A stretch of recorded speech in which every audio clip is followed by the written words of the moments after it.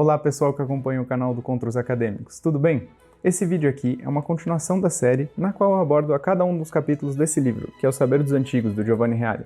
Então, se você ainda não viu os vídeos anteriores, eu recomendo que os veja porque eles vão ajudar a clarear um pouquinho o assunto do capítulo de hoje. E também não deixe de dar uma conferida na descrição do vídeo, porque aí tem o link para comprar todos os livros da série dos Prolegômenos, da qual esse livro faz parte, e quase sempre esses livros estão em promoção, então não custa nada ir lá dar uma olhadinha e ver se eles estão valendo a pena. E, bom, dando continuidade ao ponto em que eu tinha parado anteriormente, hoje eu vou falar um pouco sobre o capítulo 6, que é o Perda do Sentido da Forma, Platão e a Dimensão Ontológica do Belo. E bom, como não é novidade, assim como nos outros capítulos dessa obra, o problema está todo fundamentado no niilismo, né? Essa perda do sentido da forma que causa uma perda do belo, uma perda da beleza enquanto na sua dimensão ontológica, está toda atrelada ao problema mais fundamental do niilismo e a perda do sentido, dos valores fundamentais. E então, esse vai ser o cerne fundamental, esse vai ser sobre o que esse capítulo vai versar, esse problema e, como de costume, depois uma solução dada pelos antigos, que são os gregos aqui que o Reale aborda, né? E, bom, ele começa aqui o capítulo já falando um pouco sobre o Nietzsche e sobre como a posição do Nietzsche é um pouco paradoxal acerca da beleza, porque, bom, o Nietzsche é o que o Reale escolhe para representar esse espírito todo no niilismo e acertadamente, né? E ele vai falar que, pô, o Nietzsche, ele tem uma posição paradoxal acerca da beleza e do belo, porque ele dá um certo tipo de valor que, na verdade, seria desgastado se o niilismo dele fosse levado em consideração. Então, é um tanto paradoxal isso. Bom, mas deixando essa breve abordagem ao Nietzsche aí de lado, vamos direto ao que interessa, né?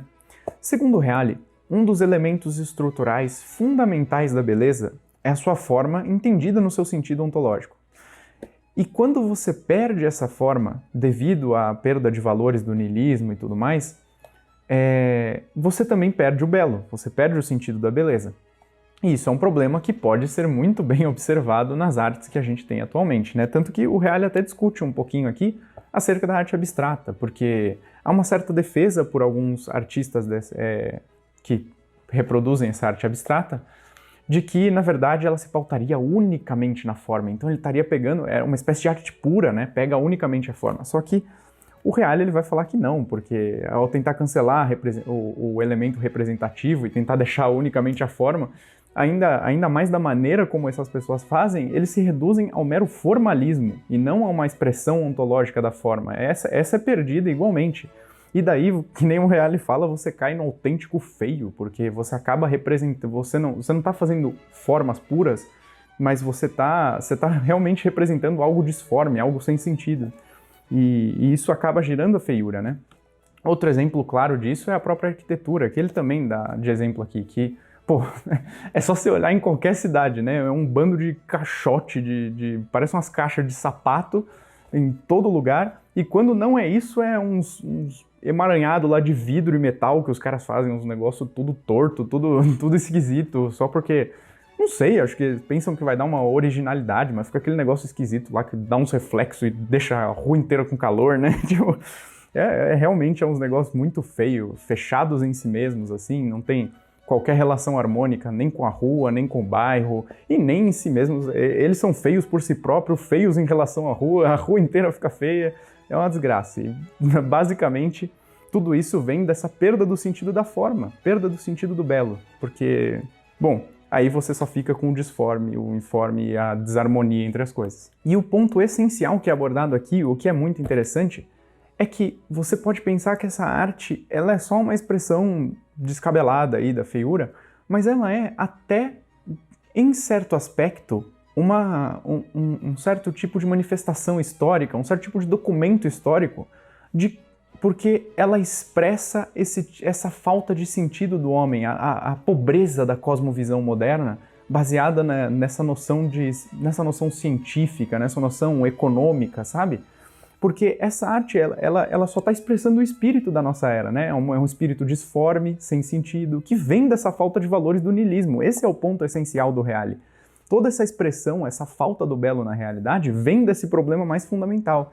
Então, é ruim, obviamente, não é um negócio bom, é uma expressão da nossa alma que está doente, mas ela também serve como esse tipo de documento histórico, porque está muito claro o que está acontecendo. porque, até como ele vai falar aqui depois, né, a beleza, ela é uma das únicas formas inteligíveis, segundo Platão, que podem ser, é a única forma inteligível que pode ser vista, além de ser vista com os olhos da alma, também com os olhos físicos. E quando você perde ela fica imediatamente perceptível aos olhos físicos também. O ser humano é muito bom em reconhecer a harmonia, a desarmonia, a proporção e a falta dela em todas as coisas.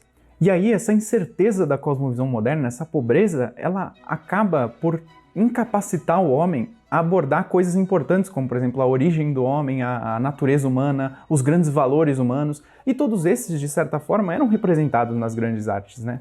Nas grandes obras de arte.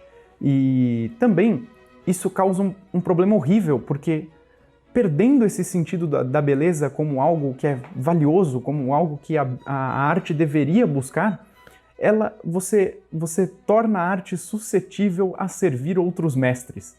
Como, por exemplo, ideologias, né? Basta você olhar as ideologias políticas do século XX, né? O Stalin e o Hitler, eles usaram de arte basicamente como um meio propagandístico, né? Isso é algo que é muito bem documentado e muito claro na história.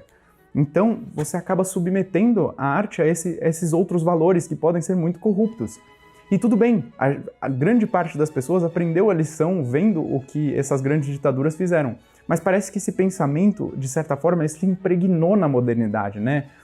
Quem nunca ouviu sobre essa arte reduzida como meio, digamos, arte democrática, arte por crítica social, ou arte pelo progresso e não sei o quê. É sempre a arte reduzida como meio de alguma outra ideologia, de alguma outra função, de alguma outra coisa menor, que não a beleza que ela deveria buscar. Ou seja, a arte reduzida a mero meio para obter algum tipo de poder passageiro e breve. Muito triste isso, mas até um exemplo que eu tenho mais pessoal é de um amigo meu, que ele tem 15 anos, bem novinho, e ele veio me pedir ajuda um dia para a tarefa de casa dele de artes. E aí eu imaginei, né? O que será que é? O que você imagina que será a tarefa de arte de uma criança de 15 anos? Se você imaginar alguma coisa correta, nossa, ele tá tendo que contemplar tal obra, ou ele tá tendo que tentar reproduzir tal obra, porque daí ele reconhece a estrutura formal dela ali, enquanto ele tá tentando reproduzir, ou algo assim, né? Algo comum. Só que não. A tarefa de casa dele de artes era observar uma obra que, digamos, não era uma obra de arte, aquilo era claramente uma propaganda, era algo claramente propagandístico, e a tarefa de arte, e a tarefa dele era justamente sobre isso, era sobre olhar aquilo que era arte e buscar qual que era a crítica social por trás, ou seja, é uma porcaria, né? Analisar um marketing de alguém, porque a pessoa não estava buscando fazer uma arte ali finalizada ou algo que refletisse um certo tipo de beleza. Não, ela estava buscando utilizar aquilo de meio para passar uma mensagem crítica social, E aí a gente ensina as crianças isso na escola, né? Foi bem frustrante ver um caso desse. E bom, acho que deu para perceber grande parte do problema, né? Só que ainda tem mais um, que é que com a perda do sentido da forma, nós também acabamos por perder uma das partes fundamentais da educação. E, bom, eu vou ler um trechinho aqui da página 155 e depois comentar um pouco sobre, porque eu acho que vai ficar bem claro. O Reale diz o seguinte: reeducar o homem de hoje significa, sobretudo, ajudá-lo a desenvolver os juízos de valor, mais que qualquer pensamento puramente racional. Um homem capaz de ver o quanto o universo é belo não poderá deixar de assumir uma atitude otimista diante dele.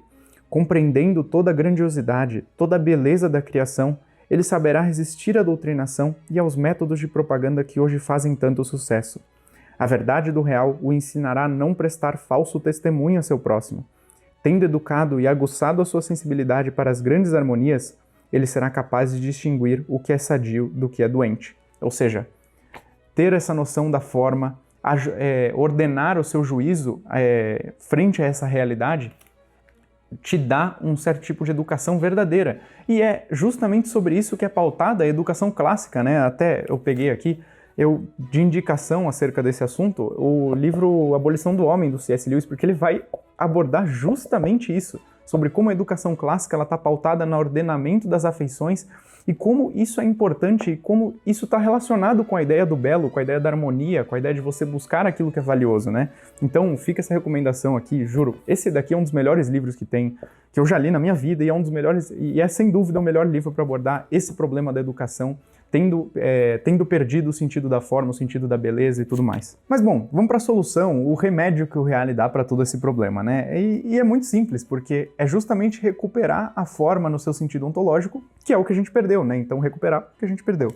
E aí ele vai passar a discutir um pouco sobre como para os gregos a forma era um elemento essencial da arte, né? E como que ela estava fundamentada em toda uma noção de proporcionalidade, de harmonia, e como isso também estava relacionado com a geometria e com os números que fundamentavam essa proporcionalidade também. E aí isso refletia um certo tipo de ordem, um certo tipo de criação que o artista dava, ele dava forma ao disforme, ao informe, né? Ao potencial que ele possuía na sua imaginação. E isso é muito interessante, porque ele vai até fazer essa relação aqui de como o artista ele repetia microcosmicamente a obra do demiurgo divino do Platão, né? Então, para quem não sabe, né, tem um mito platônico sobre o demiurgo divino, que na criação, o que foi a criação a criação propriamente dita, né? Ela foi dar forma ao disforme, né? Tirar o cosmos do caos, e o cosmos que reflete essa criação toda do demiurgo com o logos, né? A beleza e tudo mais. E aí, de certa forma, o que o artista faz é pegar essa ação de dar forma ao disforme que foi feita na criação e microcosmicamente reproduzi-la, né? É um certo tipo de reprodução não perfeita, porque a gente não está criando as coisas, mas a gente está dando forma a um potencial disforme. Como assim, né? Acabei de lembrar, tem uma passagem muito interessante do Shakespeare, que se eu não me engano é no Mercador de Veneza, que ele discute sobre o que é um poeta. Só que isso dá para se estender a todo tipo de artista, porque ele fala o seguinte: o poeta é alguém feito de imaginação, e o olhar do poeta, revirando-se, vai do céu à terra, da terra ao céu, e enquanto o seu imaginar concebe formas desconhecidas, sua pena lhes dá corpo, e ao ar inconstante dá nome até uma moradia. Isso é muito interessante, porque se você estender isso a todo tipo de artista, o artista é justamente aquele que é feito da imaginação, ele concebe na imaginação as formas desconhecidas, ele está justamente naquele limite entre aquilo que ele conhece e aquilo que está disforme, está em potencial, tá nebuloso, sabe? E pegando essas formas desconhecidas, ele vai começando a fazer um processo na imaginação, e a sua pena, que representa aí, né, justamente o trabalho do artista, por isso ele dá forma a isso que ele concebeu na imaginação dele, na realidade, né? A sua pena, o seu pincel que vai fazer uma pintura famosa, né? Vai representar algo grande. É isso que é um artista. Ele reproduz microcosmicamente o trabalho do demiurgo divino. E esse imprimir forma ao caos, ao disforme, é justamente o que se perdeu, porque que nem tinha falado no começo do vídeo e que nem o Reale aborda aqui no começo, é a arte de hoje em dia, né? O que ela é? Ela é um caos completo, uma feiura, porque é disforme, porque os artistas não dão mais essa forma, eles não mais reproduzem microcosmicamente esse trabalho divino, esse trabalho da criação, de dar forma, e perdendo esse sentido, né? Obviamente que fica tudo caótico, porque o que seria do homem sem um certo tipo de ordenamento, um certo tipo de harmonia, proporção entre as coisas, é óbvio que a gente se perde, né? É muito simples, né? Para fazer uma analogia breve aqui, né? Mas se você tem um caminho ordenado na sua cabeça para sua casa, é óbvio que você vai chegar na sua casa corretamente, digamos, do trabalho até a sua casa. Mas se alguém pega e muda aquele caminho todos os dias, caoticamente, não tem mais forma nenhuma, não tem mais sentido nenhum, é óbvio que você vai se perder, que você não vai chegar na sua casa. E é justamente isso que acontece quando você fundamenta as coisas no niilismo e perde os valores fundamentais, perde o sentido todo, né? E também há uma breve abordagem aqui, mas bastante interessante, que o Reale faz na conexão do belo com o bem, né? Que as pessoas têm bastante dúvida acerca disso, né? Do belo com o bem, com a verdade.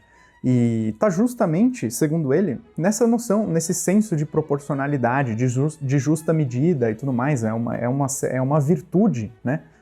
E nisso se fundamenta também que aquilo que eu tinha dito em alguma parte do vídeo, de que a beleza ela é a única forma inteligível que pode ser contemplada com os olhos físicos além dos olhos da alma.